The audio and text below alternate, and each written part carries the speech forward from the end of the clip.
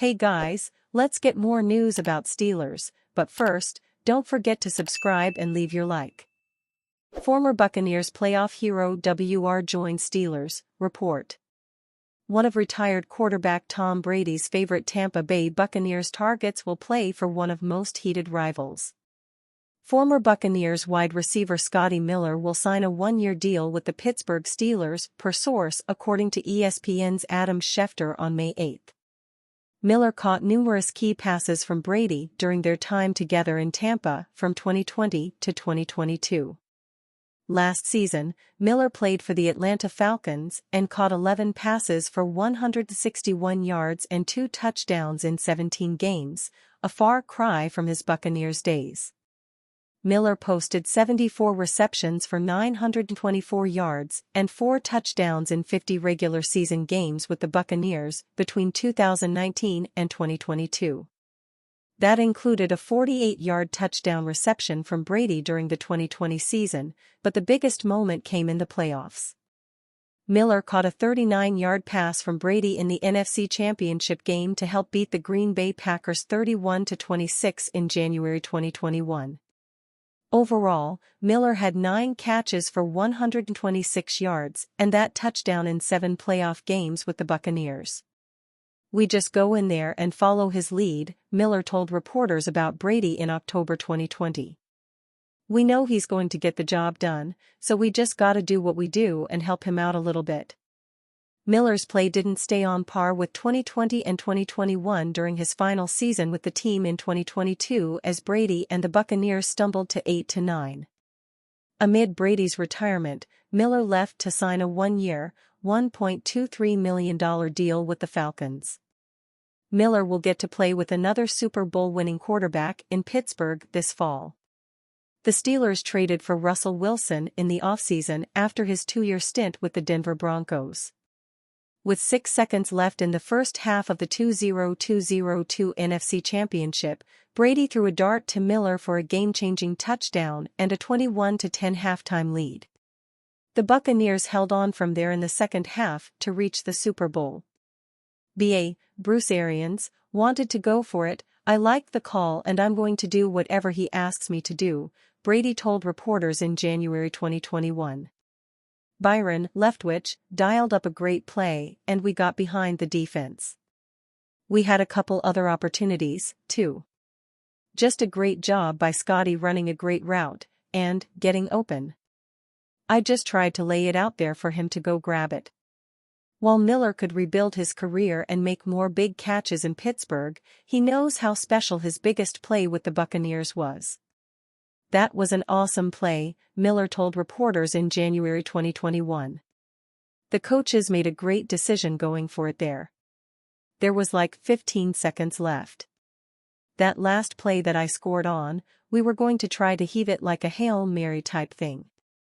They played me pretty much man-to-man and my guy didn't get too much depth, so I was able to just run right by him. Then Tom Brady put a great ball on me like he always does. It was a special moment. I don't even know if I could have dreamed of it as a kid. It's just so crazy.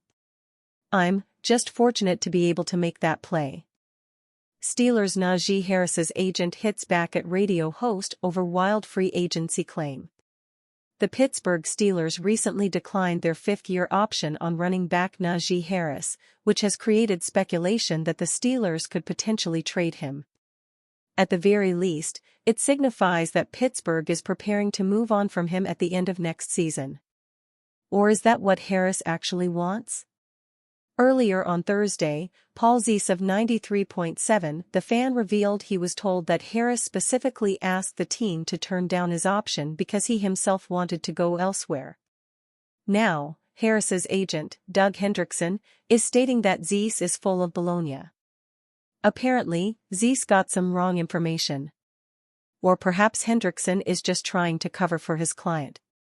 It's honestly probably the former because it would seem a bit strange for Harris to request that the Steelers decline his option so he can sign elsewhere next March. Why wouldn't he just ask for a trade in that instance? Either way, Harris may already see the writing on the wall regardless of whether or not he told Pittsburgh to make this decision.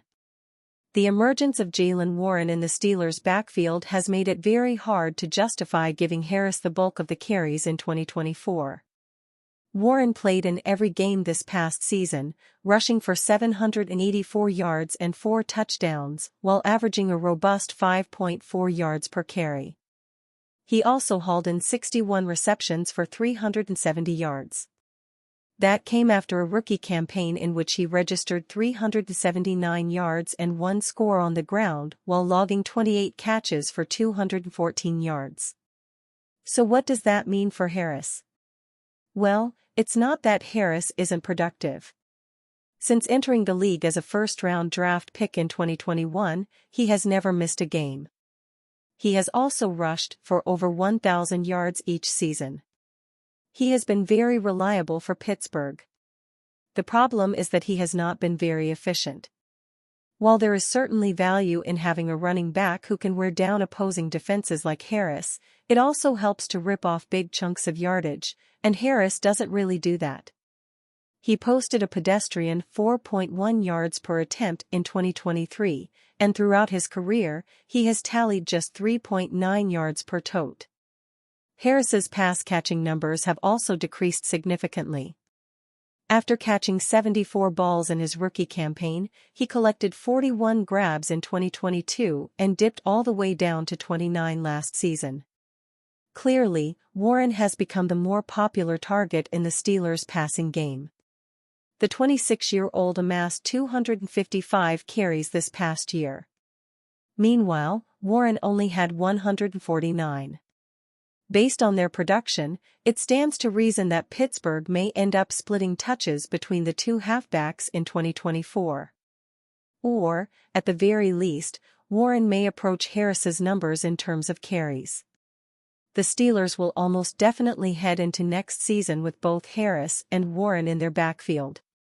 They are trying to contend for a playoff spot, and as inefficient as Harris has been, he is still valuable to them, so a trade seems unlikely at this juncture. But you do have to wonder what will happen if Harris isn't satisfied with his role by the trade deadline, especially if Pittsburgh is struggling as a whole. First call, Steelers may consider reunion with Bud Dupree, Allen Robinson signs elsewhere, Jake Gensel scores again.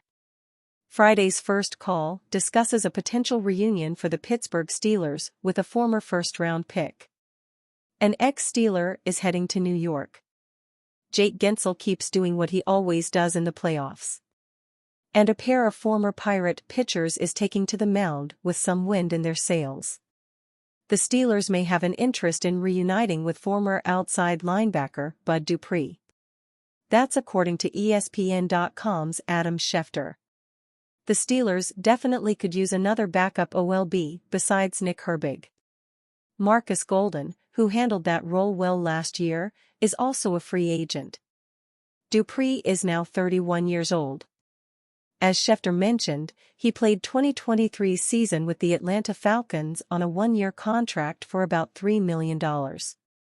Dupree started 16 games for the Falcons, recording 6.5 sacks. That tied for the team lead. He totaled 39 tackles, 8 tackles for a loss. A first-round pick out of Kentucky in the 2015 draft, Dupree was a late bloomer. After some slow developing years, Dupree was excellent in 2019 and 2020 before a knee injury cut him down with 6 games left in his walk year as a Steeler. Despite an ACL tear, Dupree went into free agency and scored a 5-year, $82.5 million contract with the Tennessee Titans in 2021. However, Dupree missed 12 games in 2 years in Nashville and only totaled 7 sacks. I've always liked Dupree, and I loved the way he played his last 2 seasons in Pittsburgh. But last year it looked like Golden had a little more left in the tank. Golden had 4 sacks in 230 snaps. Dupree played 724 snaps to get his 6.5. If a re-signing is to happen, I'd rather see it happen with Golden. And you, fan? What do you think of the situation of Bud Dupree? Leave your opinion in the comments.